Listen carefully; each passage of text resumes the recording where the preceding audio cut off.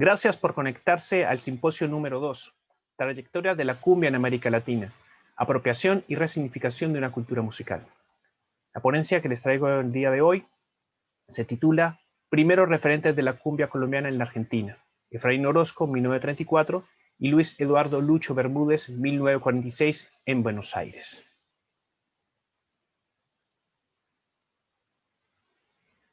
La presente ponencia es el inicio de una serie de trabajos etnomusicológicos relacionados con el estudio de las músicas del Caribe colombiano en la Argentina. Esta primera etapa, la que presento en esta ponencia, el foco está puesto en dos músicos colombianos que son uno de los primeros referentes de estas músicas en Buenos Aires en la década de 1930 y 1940, que hasta el momento es relevado.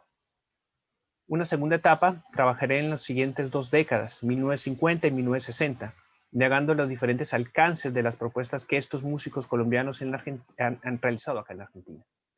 Con esta investigación, a largo plazo, se pretende dar cuenta de los inicios de lo que hoy se nombra como cumbia argentina, de los procesos de transnacionalización de la cumbia en Latinoamérica, teniendo como centro de distribución discográfica a Buenos Aires, y particularmente indagar cómo han sido y son los procesos de apropiación y resignificación en las prácticas musicales desarrolladas por músicos locales. Una de las primeras preguntas que me surgieron en relación a este proyecto fue en medio de mis prácticas musicales en un conjunto de gaitas y tambores conformado por músicos y músicas argentinas y yo como único colombiano acá en la ciudad de Buenos Aires. Trabajé con esta agrupación durante 9 años y una de las grandes particularidades de este proyecto fue que ninguno tenía experiencia con algún instrumento que conformaba este conjunto. Iniciamos un aprendizaje colaborativo y autodidacta, y a medida que fueron pasando los años, me fui percatando que estas experiencias al interior de la agrupación me fueron generando muchas preguntas, y ese proyecto y sus integrantes, incluyéndome a mí mismo, se me convirtió en mi objeto de estudio. Una de las primeras preguntas que empecé a formularme en medio de estas prácticas musicales con el conjunto de gaitas y tambores, con argentinas y como argentinos, fue precisamente a raíz de observar cómo estos, incluso las y los que pertenecían a otras agrupaciones similares a las nuestras, iban generando mecanismos principalmente de apropiación, de resignificación de las músicas y repertorios tradicionales y populares del Caribe colombiano.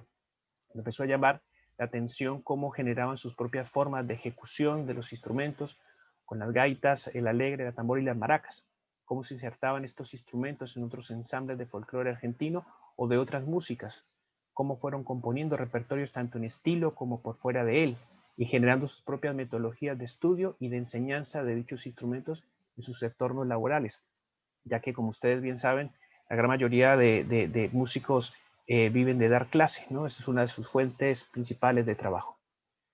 Esto que en un principio me pareció normal, lo fui desnaturalizando a través del tiempo y me permitió pensar que dicha agrupación se me convertiría en un potencial objeto de estudio para lograr intentar comprender cómo han sido y cómo ha sido el desarrollo de estas músicas del Caribe colombiano en la Argentina, pensándolas desde la actualidad.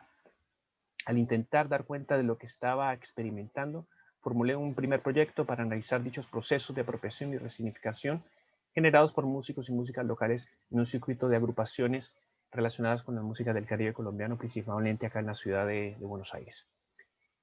En el proceso de redactar el proyecto, de escribir el estado de la cuestión y de ir relevando bibliografía en relación a la cumbia en la Argentina, encontré que había un vacío enorme en torno a una historia del desarrollo y los tránsitos de esas músicas y sus referentes. Todo lo relevado hasta ese momento tomaban como punto de partida la década de 1960. En trabajos disponibles desarrollados por diferentes investigadores interesados en la cumbia en la Argentina, como los de Míguez, Martín, Silva Spataro, Fernández Lost, entre otros, se coincide en que esta se originó en la década de 1960 por dos grupos de alta popularidad como lo fue el Cuarteto Imperial, de origen colombiano, y lo Guapanco, conformado por estudiantes universitarios de diferentes países latinoamericanos radicados en la ciudad de La Plata.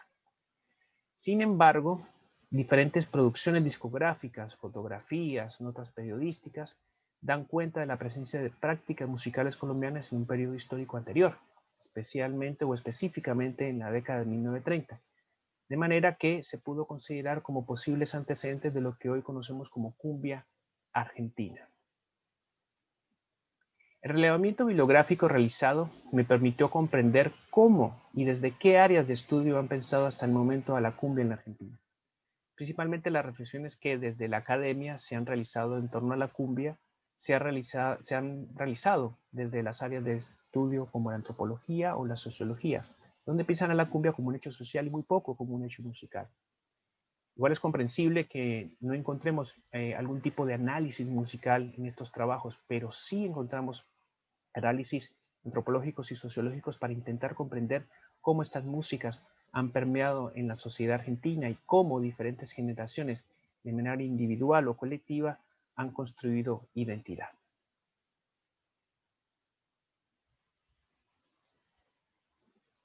Inicio entonces un trabajo de análisis retrospectivo de cuáles podrían ser esos primeros referentes, esos primeros referentes de músicos colombianos acá en Argentina, y el primero y el más saliente de ellos y con mayor recordación es la presencia de Luis Eduardo Lucho Bermúdez y Matilde Díaz, que llegaron en el 46 y estuvieron hasta el 47 en Buenos Aires a raíz de un contrato con la RCA Víctor para realizar una serie de grabaciones que desarrollaron en el país.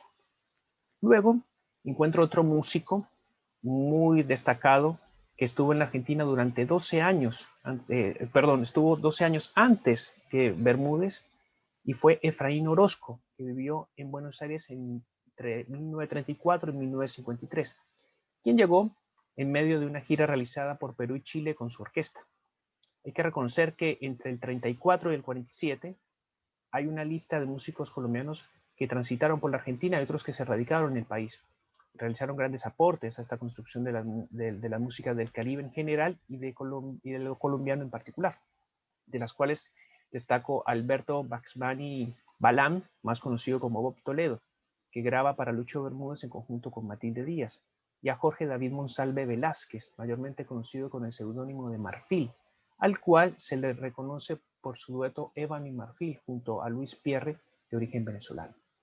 Tanto Toledo como Marfil llegaron a la Argentina durante la década de 1940. A partir de las prácticas musicales desarrolladas por Orozco entre el 34 y el 53 y las de Lucho entre el 46 y el 47 acá en Buenos Aires, puedo observar que se fueron construyendo mecanismos de adaptación, resimbolización y recontextualización aplicados dentro y fuera de estas prácticas musicales en lo que se denominó décadas posterior con la categoría de cumbia argentina. Es por ello que en este trabajo se plantea que a principios de 1930 comenzó a gestarse el proceso que dio origen a la cumbia argentina a partir de las trayectorias, propuestas e innovaciones musicales generadas por Orozco y Bermúdez, que implicaron asimismo una transnacionalización de la música del Caribe colombiano en y desde Buenos Aires, sustentada principalmente por la industria discográfica. Para intentar comprender estos entramados, como primer trabajo realicé en conjunto con mi colega y amiga, la doctora Berenice Corti, un artículo que se tituló Jazz y música tropical en el film Radio Bar 1936, el no hito de la música popular argentina moderna, presentado en el Congreso de la Asociación Argentina de Musicología de la AM en el 2016, en el que tomamos como objeto de estudio la película Radio Bar, del cineasta Manuel Romero, en el que reflexionamos sobre los modos en que se construyeron los hitos en la música popular argentina. En esta película encontramos una actuación de la Orquesta de las Américas de Efraín Orozco ejecutando la rumba ¿Qué tengo yo? Así que vamos a escuchar un brevísimo fragmento de la película en el que aparece la orquesta de nuestro querido Efraín Orozco. Tengo el honor de presentarles a la pareja Emilia Blanco y Daniel Montes en la rumba ¿Qué tengo yo? Acompaña a la orquesta colombiana de Efraín Orozco.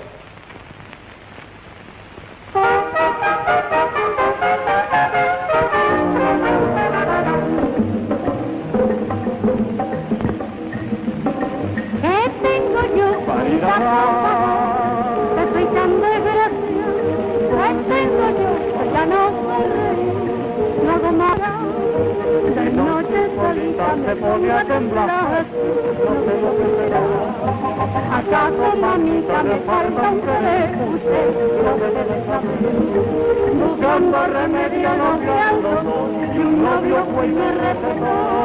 Ay, ay, hombre, para mí, que me voy a morir. Que se me va a morir. Que me voy a morir. Que se me va a morir. Que me voy a morir.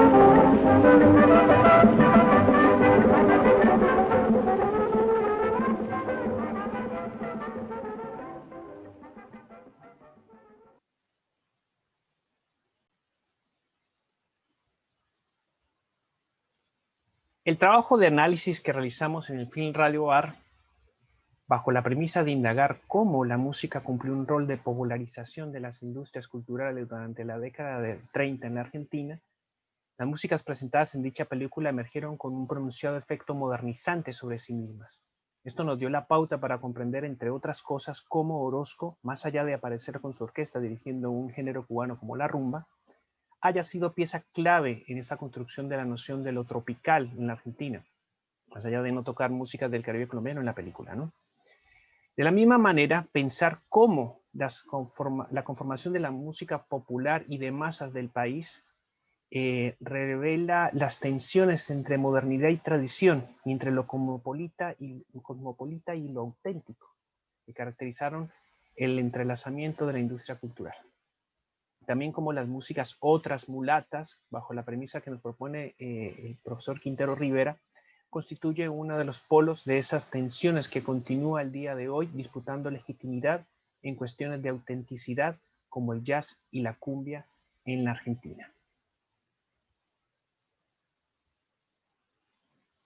En un segundo trabajo realizado también con la doctora Corti, igualmente presentado en la AM en el 2018, trabajamos en relación a los vínculos entre músicos colombianos y argentinos en el trabajo titulado Los cruces entre Eduardo Armani y Lucho Bermúdez, transculturación y consolidación de la música tropical en los años 40 en la Argentina. Dicho trabajo proponemos un marco teórico que, por un lado, nos parece operativo pensar la idea de transculturación en el sentido que Fernando Ortiz propone, como los distintos fenómenos de transmutación de culturas como fases del proceso transitivo de una cultura a otra, lo que propone también a la interpretación de formas de experiencia y subjetividad necesariamente situadas, como lo dice Luis Ferreira. Por otra parte, siguiendo también a Diana Taylor, para quien el término transculturación sugiere un modelo de desplazamiento o circulación de transferencia cultural en un plano geográfico. Entonces proponemos que es posible observar cómo esas experiencias también constituyen emergentes de los procesos de circulación cultural del llamado Atlántico Negro. Y es ahí donde surge una pieza clave para comprender estos tránsitos desarrollados principalmente en Latinoamérica a la luz de la noción del Atlántico Negro propuesta por el sociólogo británico de origen guayanés Paul Gilroy.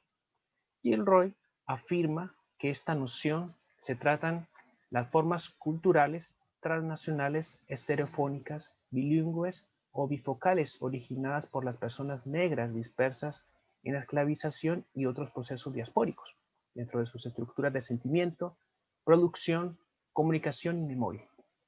En este sentido, se trata no solo de poner el foco en el hecho histórico del encuentro entre músicos argentinos y colombianos, sino también proponer un análisis posible de dicha experiencia musical.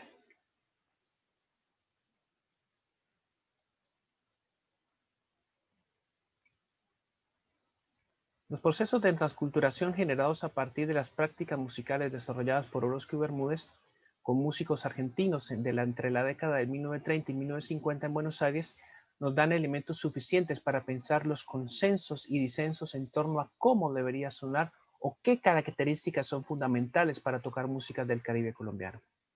A Orozco particularmente le llamaban el hacedor de estrellas, ya que una gran camada de músicos que pasaron por su orquesta siguieron cosechando triunfos a nivel nacional e internacional y se reconocía su trabajo minucioso como pedagogo y formador de formadores.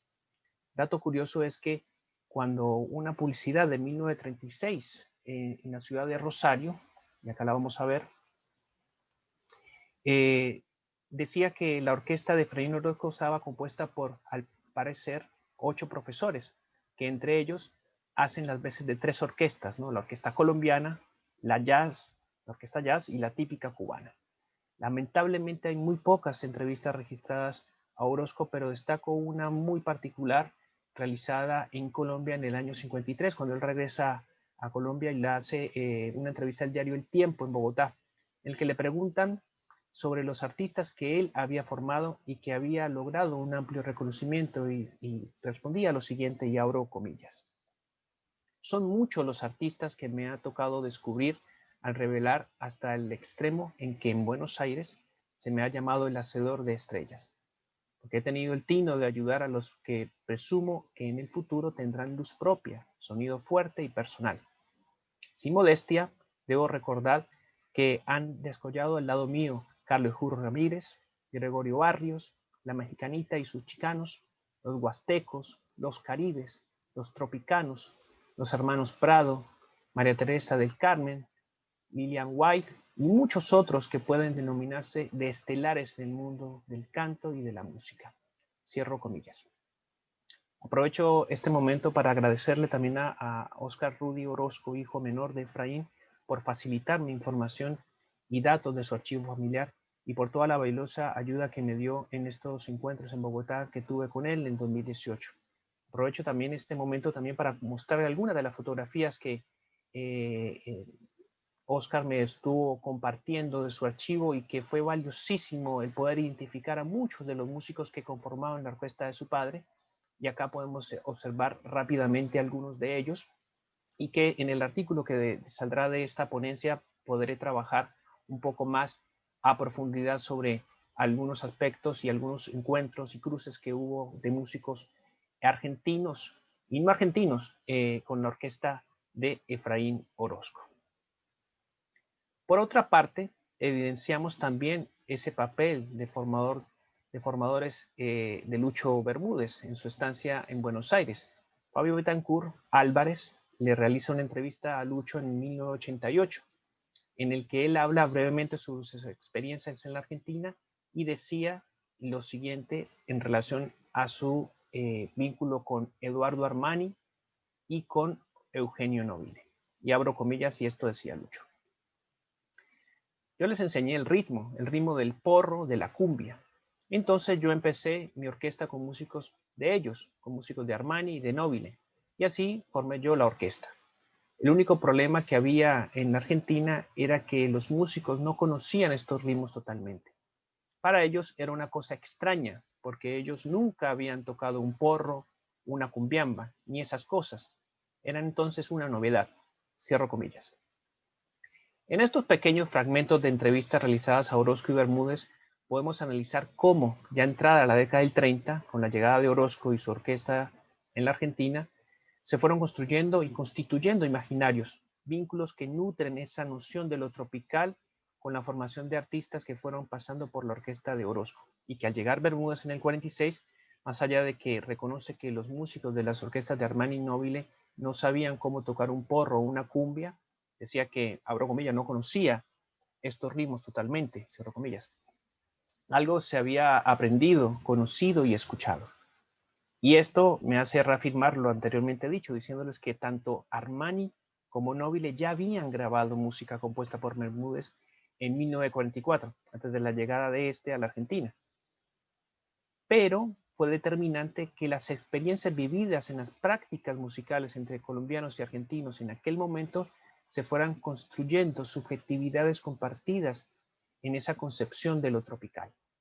Voy a aprovechar este instante para compartirles un fragmento de un documental de Ibirú Java en el 2013, en el centenario de nacimiento de Lucho Bermúdez, y quiero que vean estas imágenes hermosas de lo que era la Buenos Aires de 1946.